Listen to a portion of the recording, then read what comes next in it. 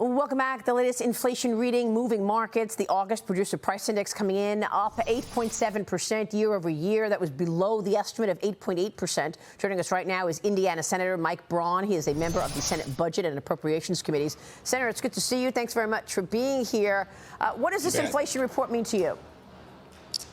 Number one, Maria, I look at how this works in the mid and long term. And I heard you talking earlier about how the markets are going to react. We're $30 trillion in debt, number one. Every 1 point rise in interest is $300 billion worth of more interest for this place that does no budgeting, really no appropriating that all of us participate in. So it's going to be bad for the federal government more than anything. And there Biden was bragging about everything just yesterday. That was bad timing. I don't know how anything could be worse when the market's ticking down on the other side. So yeah, the market was reacting to the hotter than expected inflation number. But you just mentioned debt. The Committee for a Responsible Budget says that the administration has added nearly $5 trillion to deficits over the next decade. He says that the stock market selling off doesn't really matter. He was taking a victory lap. It was a tone-deaf victory lap, I agree, celebrating this so-called Inflation Reduction Act. Here's a bit of that yesterday. Watch. This bill alone is going to lower the deficit by $300 billion over the next decade. This bill cut costs for families, help reduce inflation at the kitchen table, because that's what they look at, how much of their monthly bills and how much do they have to pay out for their necessities. He says it's real, Senator. Your reaction? So what amazes me about the other side of the aisle, they're political enterprisers by nature, but then when they try to sell you something that obviously is not the case, I mean, they could not have been more embarrassed by the fact that they were saying that and the market tanked the way it did yesterday. This is all not just a bellwether. It is something that we're going to deal with. Look back in '81 when we were here last.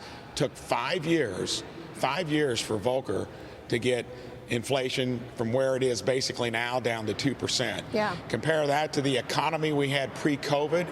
They ought to be all booted out of office for taking one of the best economies we ever had through COVID, shutting the productive side of the economy down, creating all the genesis for what we're dealing with now, and then trying to spin it otherwise. I mean, that's crazy. I mean, you would think this is resonating on people, and yet there's a real tight race in the Senate going into the November elections. Why? Well, I think it's because we on the other side of the aisle are a little reticent about making the case. If we can't articulate this into political good news in both chambers, not only the House, which I think we're going to get, we need to go to some type of remediation school on how we communicate. This should be a slam dunk. It's all on their back, and here they are bragging about it, even having somebody come in and sing praises about the whole thing. Yeah. I mean, it's ludicrous, and here we need to hold them accountable. We need to do a better job at it. Senator, I want to get your take on the Joe Manchin, Chuck Schumer bill. Are they going back on their promises in terms of energy in Manchin's state? Where does that stand? Is it happening that we're going to see $80 billion go to the IRS and 87,000 new IRS agents? Will this play out, or can you and your colleagues stop it?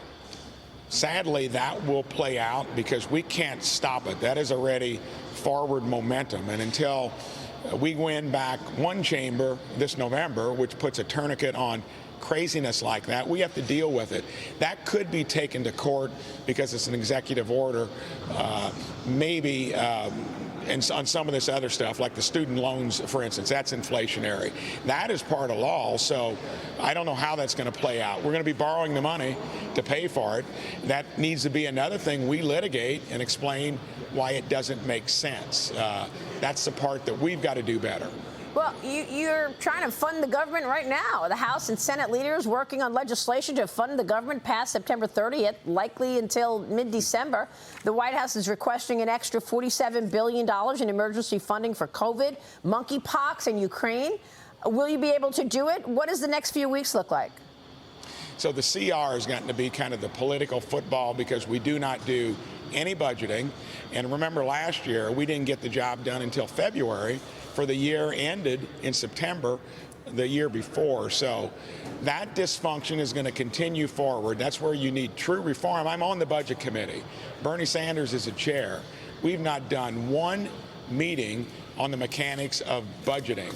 And this stuff all falls in our lap with people behind closed doors dropping it in where it's a huge bill with a day or two to size it up, and that will happen again. Maria, it's all part of where this place is headed, along with the $30 trillion in debt, and Biden had the gall to put a budget out there that puts us $45 trillion in 10 years. Well, this is not very encouraging. It's quite discouraging, Senator. Is there anything else you'd like to say in terms of where America is headed? Well, the optimism I have is you still have each state that you go back to that you represent.